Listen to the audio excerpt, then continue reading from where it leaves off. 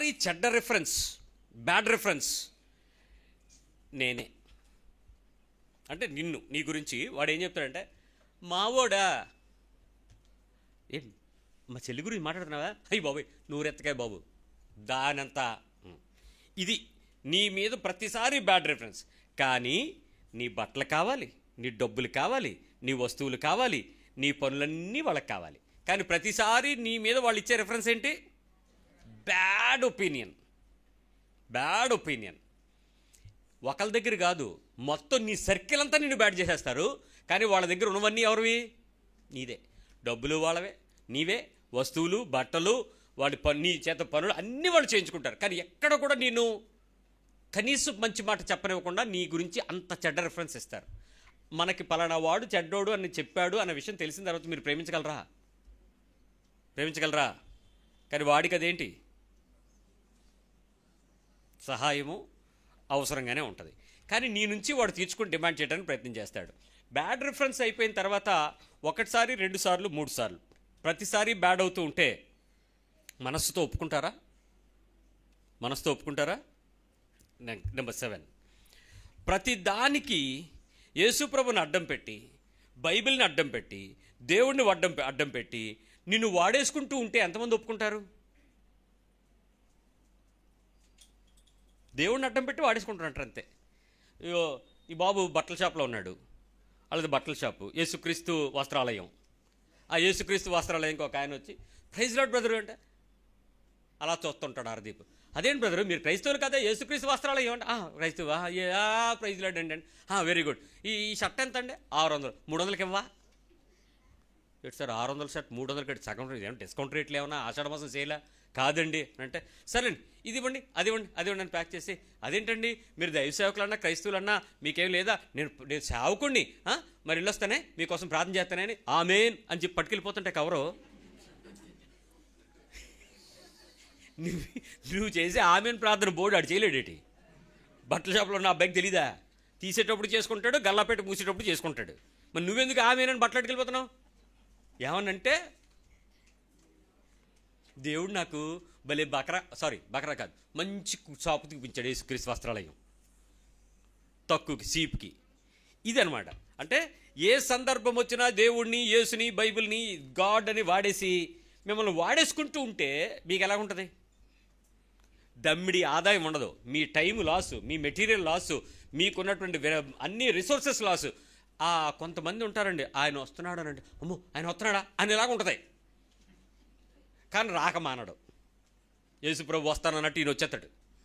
ఖచ్చితంగా రాక మానడు, తినక మానడు, బిరువ తీయించకుండా మానడు, ఆమేన్ అనకుండా మానడు, వెళ్ళకుండా మానడు. ఇవన్నీ జరిగిపోతాయి చచ్చినట్టు. అప్పుడు కూడా మీరు ప్రేమపూర్వకంగా సహాయము, అవసరము ఏం చెప్తారా? చెప్పరేమండి. మొన్న ఒకసారి కావిడ చెప్తుంది, కార్పెంటర్ వచ్చాడు, నేను వెళ్ళాక పనిచేస్తున్నప్పుడు. ఏంటి సార్ కార్పెంటర్ని పిలిచారు అని అంటేనండి మరి ఆ వ్యూ పాయింటర్ ఉంటుంది కదా విండో దగ్గర, అది మా పిల్లోడికి ఎత్తుగా ఎక్కి చూడటానికి అవ్వట్లేదండి, అందుకని దానికి కిందకి కన్నం ఇంకోటి పెట్టేద్దాం అనుకుంటున్నామండి అని.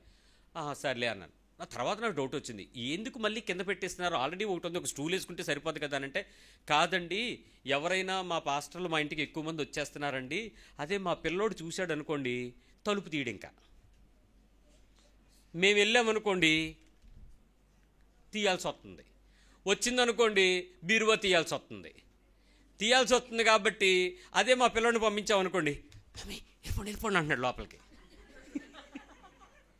ఎవడికాడు రూమ్లో వెళ్ళి తలుపు వేసుకుంటున్నారు, ఆడు అక్కడే కూర్చుంటున్నాడు, కాసేపు తలు కొట్టి అవతల ఎవడో మీకు తెలిసిపోయి ఉంటుంది, కొట్టనిచ్చి అప్పుడు తలుపు తీసి, అంకుల్ మమ్మీ డాడీ లేరు, నేను వీడియో గేమ్ ఆడుకుంటున్నాను అంటాడట. అంతే. అప్పుడు ఏ పాస్టర్ ఎంతసేపు ఉంటాడు? ఇంకా బిరువా తాళాలు పిల్లల దగ్గర ఎవరు కదా, ఆ కన్నం చూడడానికి తలుపు కింద కన్నం పెడుతున్నారు, అది బయటకు చూడటానికి. అది ఇంకెప్పుడు మీ ఇంటికి రానమ్మా, నువ్వు లోపలుండి మీ కొడుకు వచ్చి వీడియో గేమ్ ఆడుతున్నాను అన్నాడు అనుకో, నాకే దొరుకుతుంది అనుకున్నాను. ప్రేమ, సహాయము, అవసరం అని కబుర్లు ఆడతానంటే ఎలా ఉంటుంది ఇప్పుడు? రైట్. 8 గెలిచారు. గెలవలేదా? 7, 8. ప్రేమించడంలో తేడా స్పష్టంగా చూపిస్తుంటే, మాటల్లో నటిస్తూ ఉంటే నువ్వు సహాయం చేయగలవా? ప్రేమించడంలో తేడా నిన్నొకలాగా, నీ ఇంట్లో ఇంకొకళ్ళ డిఫరెన్స్ చూపిస్తున్నారు. భార్యను ఒకలాగా చూస్తారు, చెల్లిని ఒకలాగా చూస్తారు. భార్యను ఎక్కువగా ప్రేమించాలా, చెల్లిని ఎక్కువ ప్రేమించాలా? వెరీ కృపావరాలు. భార్యను ఎక్కువ ప్రేమించాలా, మీ ఇంట్లో మీ అమ్మని, తల్లిని, మీ చెల్లిని, అక్కని, వాళ్ళని ఎక్కువ ప్రేమించాలా? మీకు విషయం ఏంటి తెలుసా? పెళ్ళి నేను కనుక చేస్తే, పెళ్లి చేసేటప్పుడు ఫస్ట్ చెప్పేది ఏంటంటే, ఇది మొదలుకొని ఫస్ట్ నుంచి ఏం చేయాలి సార్, నీ భార్యను నువ్వు ప్రేమించాలని ఎలాగో తెలుసా, మిగిలిన వాళ్ళకి ప్రేమించినటువంటి ఆర్డర్ అంతా కింద తోసి ఇప్పుడు నీ భార్యకి పైకి పెట్టాలి అని చెప్తాను. అప్పటి నుంచి ఫస్ట్ ఎవరిని ప్రేమించాలని అర్థం. అంతేగాని చెల్లిని, అమ్మని, ఆ పక్కింటి వాళ్ళని, వాళ్ళని కాదు. ఎప్పుడు ఫస్ట్ ఎవరిని ప్రేమించాలి. సరే, అట్లాగా ప్రేమించటం విషయంలో తేడా స్పష్టంగా చూపిస్తూ మాటల్లో మాత్రం నటించేస్తూ ఉంటారు. మాకు ఎంత ఇష్టమో తెలుసా మా వదినంటే. ఆ ఇష్టం ఉంటే ఆవిడకి ఒంట్లో బాగున్నప్పుడు వచ్చి కుక్కర్ పెట్టాలా, ఓ పూట వచ్చి సారో పప్పు ఉండాలా. అంతేగాని అమ్మో మా ప్రేమ అన్యోన్యం అంటే అదేంటి? మాటల్లో ఉండి చేతల్లో ఉండదా? ఇది ఇలా ఉంటే అప్పుడు వాళ్ళకి సహాయము అవసరం తీరుస్తారా? మాట్లాడకండి ఎవరు. 9, ప్రతిదానికి ఒక హద్దు అనేది ఉంటుంది. ప్రతిదానికి ఒక హద్దు ఉంటుంది. For everything there is a limit and cross. ఆ పరిస్థితులు ఉన్న తర్వాత, అది దాటిపోయిన తర్వాత కూడా హెల్ప్ చేయాలంటే ఎలా ఉంటుంది మీకు? క్రాస్ అయిపోయిన తర్వాత కూడా హెల్ప్ చేయాలంటే మీ గుండె ఎలా ఉంటుంది? Limit crossed. నా స్థాయికి ఓ 10 లక్షల వరకు సంతకం పెట్టగలిగితే నేను సచ్చేలోపు తీర్చుకోగలనని ఒక ధీమా. 10 లక్షలు అనుకుందాం ఫర్ ఎగ్జాంపుల్. 10 లక్షలు నా చేత సంతకం పెట్టించేసుకుని నాకు రూపాయి దమిడి ఇవ్వకపోగా, నేను కట్టలేను బ్రదరు, మీకు తెలుసు కదా బ్రదరు అని బేదార్పులు అరుస్తూ, రాత్రి పెళ్ళాము, కొడుకు, ఆ కోడలు, ఆడు మొత్తం ఇల్లంతా నా మీదకి వచ్చేసి సంతకం పెడతావా సస్తావా అంటే ఇప్పుడు నేనేం చేయను? ప్రేమ, పొడవు, వెడల్పు, లోతు లెక్కలైనా లిమిట్ ఉంది కదా ప్రతిదానికి. Crossed limit. ఏం చేయాలి? చేసేస్తారు కదా, మీరందరూ చేస్తారు కదా. ఏంటి నేను ఎంత ఊపుతున్నా నాకు తలకాయ నొప్పి వచ్చేలాగా ఉంది. ఎవరు ఓపరా? ఓపకండి. నెంబర్ 10, మనస్సు చంపుకొని, శరీరాన్ని చంపుకొని, ఒళ్ళు చంపుకొని ప్రేమలో బతకడం అవసరమా? అవసరమా? ఇలాంటి పరిస్థితుల్లో మనస్సు, శరీరం చచ్చిపోయి ఆ మనుషుల్ని ప్రేమించడం అవసరమా? అవసరమా కాదా? ఏంటి గెలిచేలాగా ఉన్నారు ఈ పాయింట్ దగ్గర? అవసరమా? ఇది అవసరమైతే 9 అప్లై అయిపోతాయి. ఫస్ట్ 9 రెడీ అయిపోతాయి. ఇప్పుడు నా ప్రశ్నకి సమాధానం చెప్పండి. ఎన్ని మార్కులు వచ్చి కింద 10, పైన మార్కులు వేసుకోండి. పెద్ద గుడిసున్న గీసి మధ్యలో డాష్ కొట్టి పైన మార్కులు నీకు వచ్చినవి, కింద 10. 10కి ఎన్ని మార్కులు వచ్చినాయి? నేను గెలిపిస్తానని చెప్పాను కదా, అందుకే చెప్పాను. ఇప్పుడు నీ బాధ్యతలు, నీ నీతి, నువ్వు చేయాల్సినటువంటి ధర్మము వర్సెస్ యేసు ప్రభు, వర్సెస్ జీసస్.